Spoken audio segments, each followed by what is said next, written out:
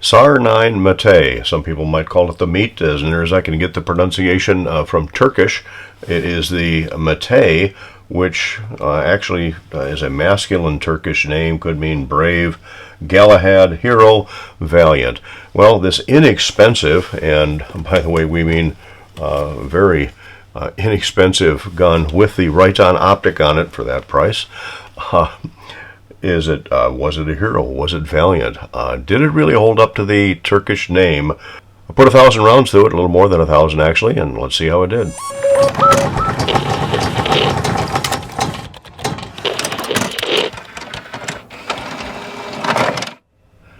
Before we get into the wrap up with this SAR9, I hate to have to do this, but I don't know if it's just YouTube algorithms getting harder on gun channels, or if it's just summertime or what it is, but analytics, watch time, everything are going way down. Not just for me, I'm hearing it from a lot of other gun channels.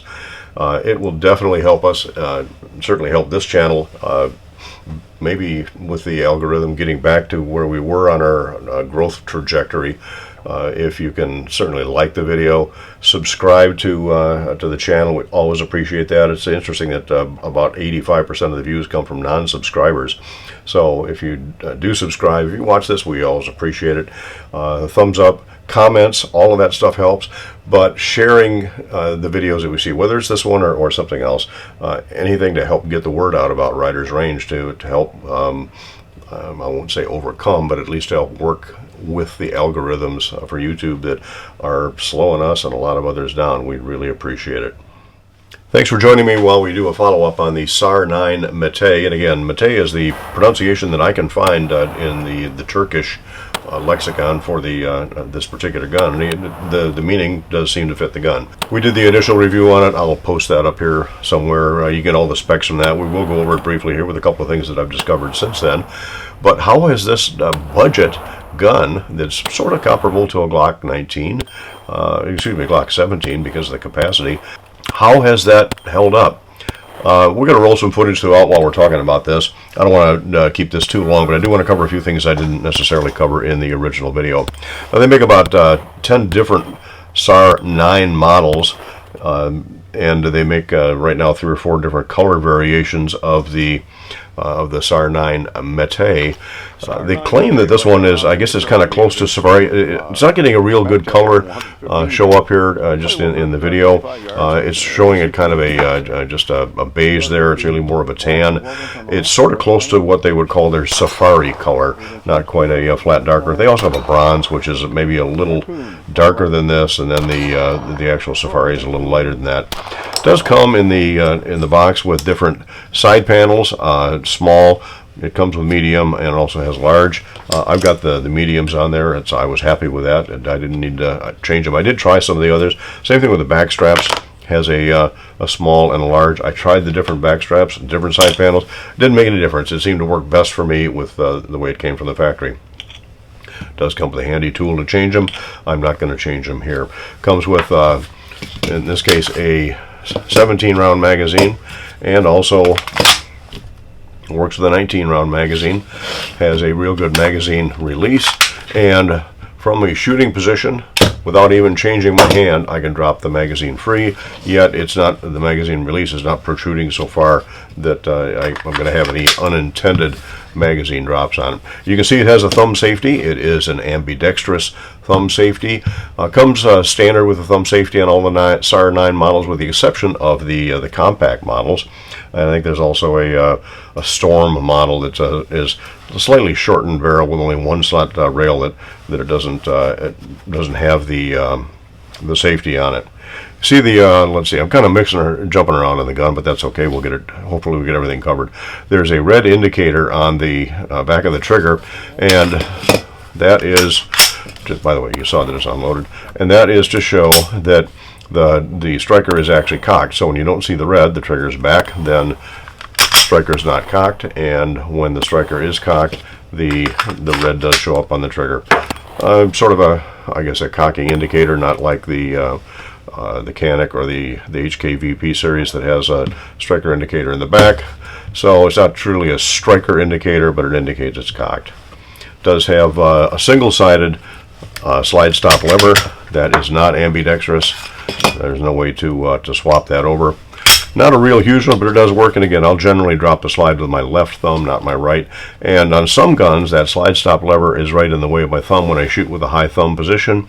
I don't quite have that here. I haven't had any issues with my thumb riding that slide stop lever. So it's in a really good position. It is somewhat protected by a little extrusion there on the slide, but I haven't had any problems hitting it.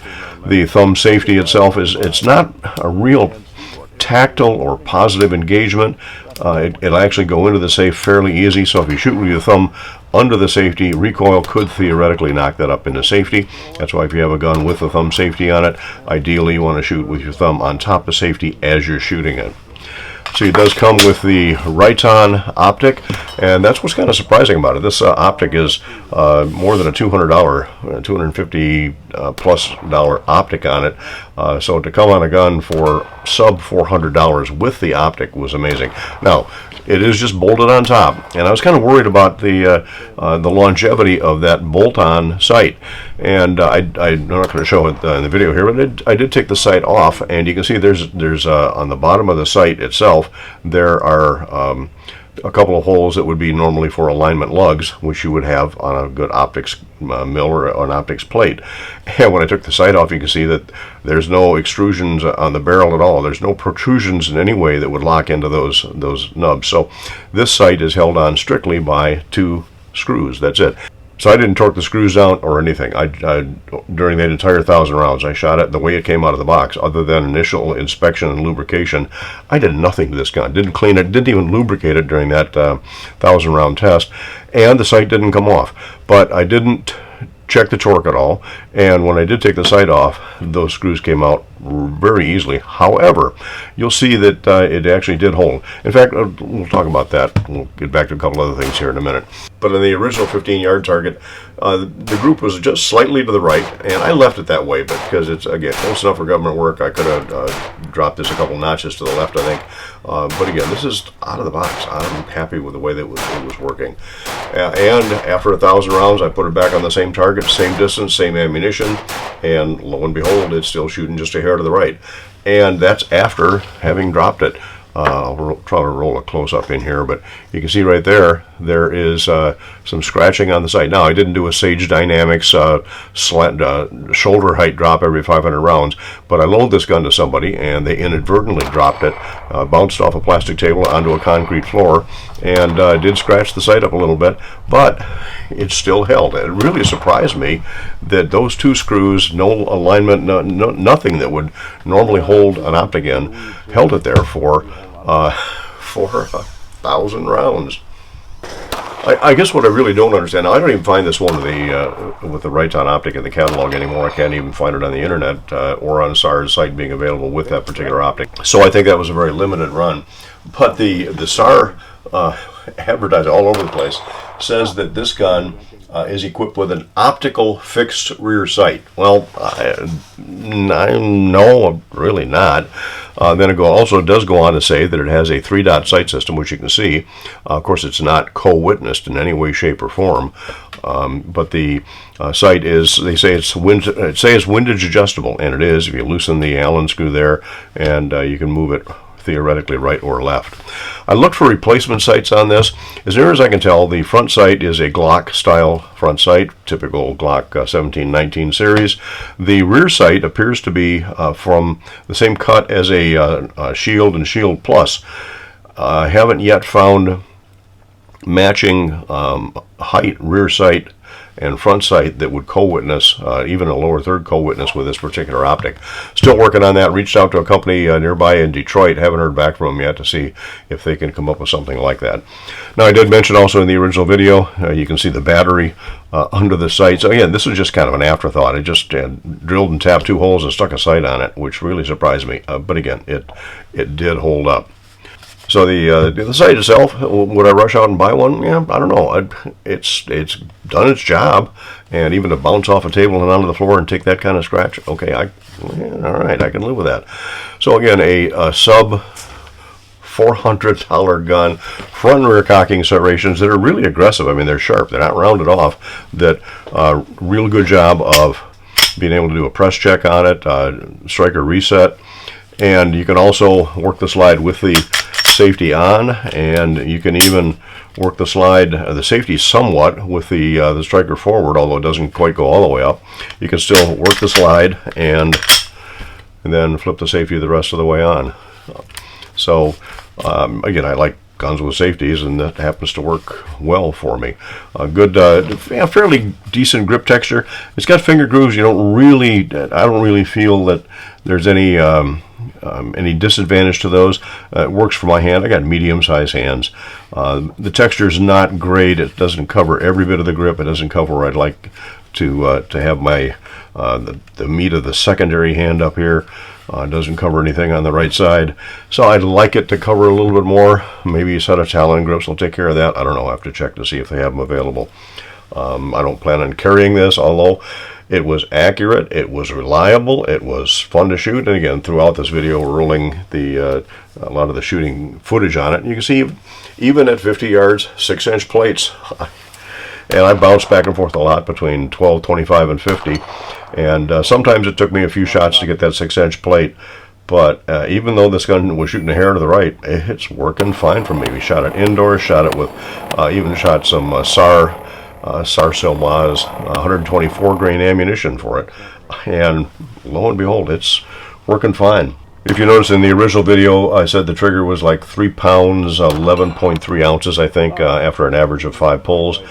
Even after 1,000 rounds, I just weighed it again, and it's running at about 3 pounds, 5 ounces, so it lightened up just a little bit, not a lot. But again, a very nice trigger. It's certainly, I'm going to take the magazine out of there. A little bit of take up. The trigger tab doesn't bother me, even though it does stick out still just a little bit when it's depressed, and not enough to really bother it on my finger. Unlike some other guns, I don't get any pinch or roll under the trigger when it does the reset, and there's nothing pinching under there like I get on some other guns. So nice trigger though. It's got take up. It is a fairly strong, springy feel to the take up, and a nice, crisp, clean, not all that long pull, but there's no glitches. Even on Glocks, and I carried a Glock for 24 years, I'll generally feel some glitches, 1, 2, or 3 as I slowly press through the trigger.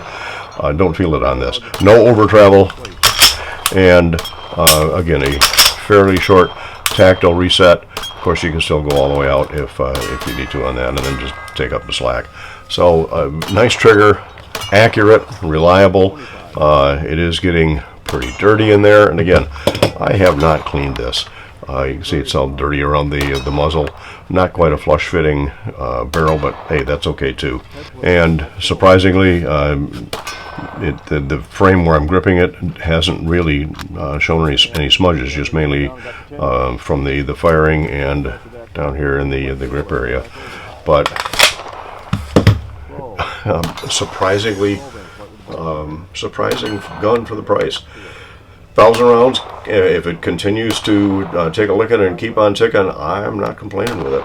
So that's the wrap up on the SAR9 Mete. If I do get any kind of upgraded sights from the company that I'm inquiring about, I'll do a follow up on it. But for right now, obviously I'm not going to carry this because I won't carry anything with an optic on it unless I also have co-witnessed irons. And would I trust carrying this thing on just the 2 screws holding the sight? Certainly not my favorite way of doing it. So there it is, the SAR9 Mete with a Riton optic on it. Budget price gun, but 100% reliable, accurate, and a joy to shoot all day long. Thanks for staying with me.